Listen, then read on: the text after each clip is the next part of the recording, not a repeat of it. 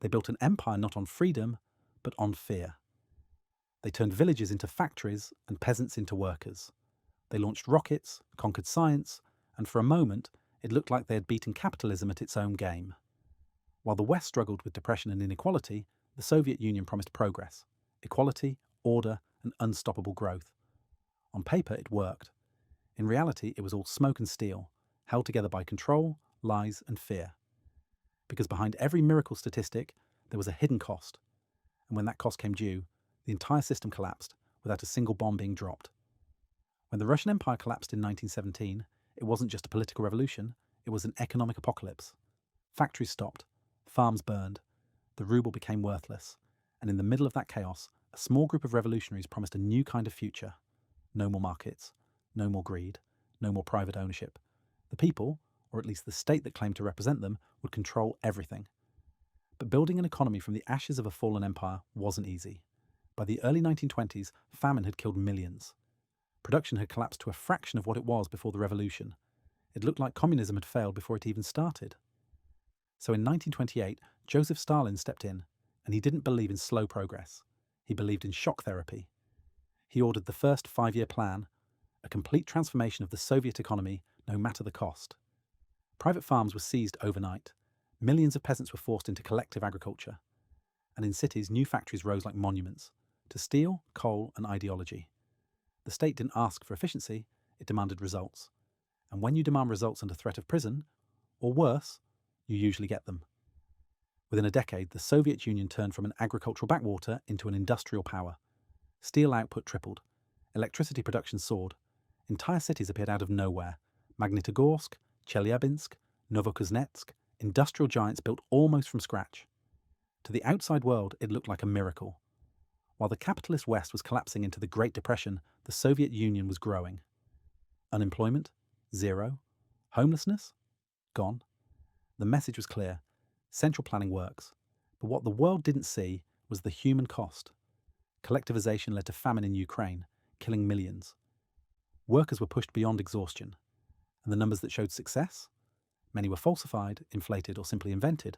Still, the illusion was powerful. For a world searching for alternatives to capitalism, the Soviet model looked like the future. A system where the economy was not left to the chaos of the market, but engineered by design. And for a time, it seemed unstoppable. The 5-year plan wasn't just an economic policy, it was a religion.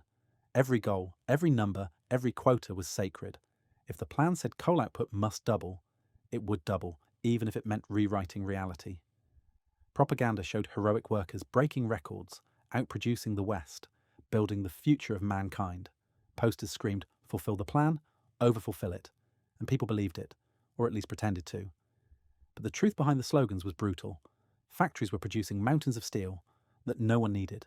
Trains ran full of goods, straight to storage, never to be used. Productivity didn't matter, only numbers did. Managers learned fast. If you want to survive, you meet your targets, even if you have to fake them. So, year after year, the Soviet miracle became more of a performance. The economy was expanding, yes, but like a balloon filled with air, not substance. And still the system kept growing. By the end of the 1930s, the Soviet Union had become the world's second largest industrial power. The results were undeniable. Tanks, planes, and weapons rolled off the production lines. When World War II arrived, that production power saved the nation. But here's the paradox. The very system that made rapid growth possible was also planting the seeds of stagnation. Because when everything is controlled from the top, creativity dies at the bottom, and no one dared to tell the truth. By the 1950s, the Soviet Union looked unstoppable. It had survived the war, rebuilt its cities, and now controlled half of Europe. To the outside world, it was proof that central planning worked. But inside the system, the cracks were widening. See, when the state controls everything, from how many shoes are made to how many tons of steel are smelted, mistakes multiply fast. If one link in the chain breaks, the entire machine stutters. And when no one can admit failure, those mistakes never get fixed. In Moscow, bureaucrats decided what factories in Siberia would produce, even down to the size of the bolts. If a factory made too few, it was punished. So workers overproduced, wasting materials just to hit targets. If they were told to make 10 tons of nails, they'd build massive useless ones, because weight, not usefulness, was what counted. The numbers kept going up, but the value kept going down. It was a system addicted to appearances. And the deeper it went, the more disconnected the economy became from reality. Resources piled up in warehouses, projects were finished on paper but not in practice. And innovation? That was dangerous, because if you questioned the plan, you questioned the party. And in the Soviet Union, the party was never wrong. By the 1960s, the Soviet economy still looked impressive on the surface. Growth was steady, production was high, but behind those glossy statistics, efficiency had collapsed. The machine was running faster than ever, just to stay in place. It wasn't a miracle anymore. It was maintenance. By the early 1970s, the Soviet Union had reached its peak. The red flag flew over half the planet. It had nukes, satellites, superpower status, and yet beneath all that pride, the economy had begun to slow. Leonid Brezhnev took power in 1964, promising stability. And that's exactly what he delivered. Too much of it. Growth, which once hit 6 or 7% a year, fell to barely 2. Factories kept producing, but no one cared what they produced. There was no competition, no innovation, no reward for doing better, only punishment for failing the plan. The same slogans echoed for decades. The plan is life. Socialism will triumph. But it wasn't triumph, it was paralysis. Technological progress in the West exploded.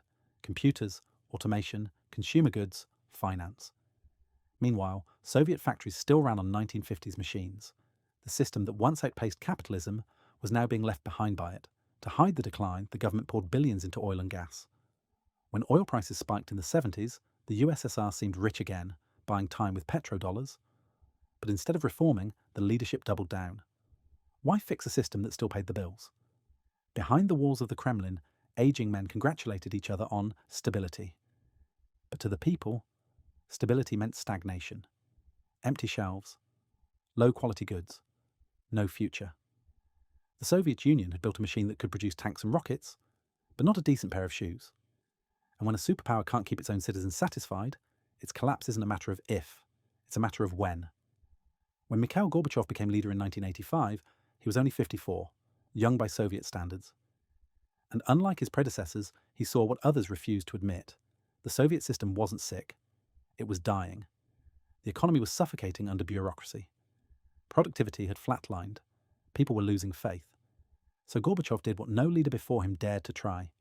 He opened the windows. Perestroika for reform, glasnost for openness. For the first time in decades, the truth began to leak out. Factories that had met their quotas were in debt. Entire industries were obsolete, and ordinary citizens were finally allowed to speak their minds. But once you let people speak, you can't control what they'll say. The truth spread faster than the reforms could fix anything, and soon the people weren't just asking for efficiency, they were asking for freedom. Gorbachev believed he could save socialism by modernizing it. Instead, his reforms exposed just how hollow it had become. Republics began breaking away. Nationalist movements rose. And in 1991, the Soviet Union, the empire that once rivaled the United States, simply dissolved. No war, no invasion, just collapse from within. The Soviet economic miracle had come full circle, from revolution to resurrection to ruin. In the end, the Soviet Union didn't fall because of war or invasion or even rebellion. It fell because its system couldn't tell the truth. For decades, it measured progress in tons of steel, in miles of pipelines, in rows of tanks, but never in the well-being of its people. And when your economy becomes a lie, you must defend instead of a tool you can improve. Collapse isn't a failure. It's the only possible outcome. Every empire believes it can outsmart history, but history always collects its debt. If this gave you a new perspective, don't just scroll away, hit subscribe. This is Economic Chronicles, where history exposes the present and the future is written in the lessons we refuse to learn.